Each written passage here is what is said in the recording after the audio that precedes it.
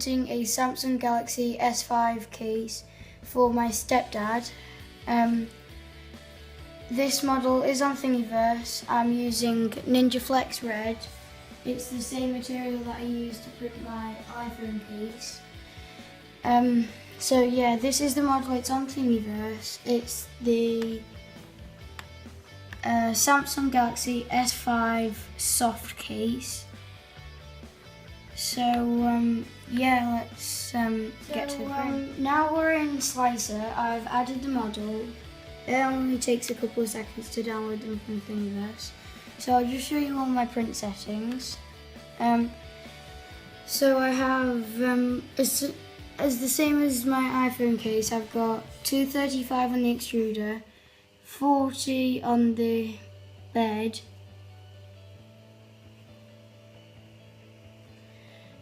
and so my print settings are, I've got a 0.3mm layer height, 100% infill, I've got 30 millimeters per second speed. If you've got a printer with a Bowden tube, you might want to think about doing it a bit slower because otherwise it's just not going to go well. So my skirt is 6 millimeters. So yeah, I'll just export a G-code. So now we're in front of face, as you see here. I'm just about to start the print. So I just exported the G-code from Slicer and then click load file and then just load the file and it shows up on here. So now we just get to the print.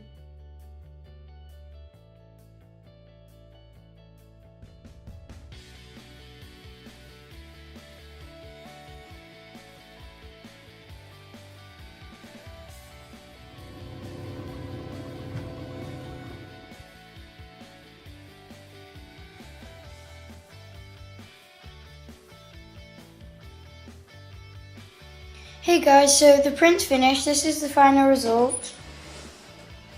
It's very good and flexible. Should be alright.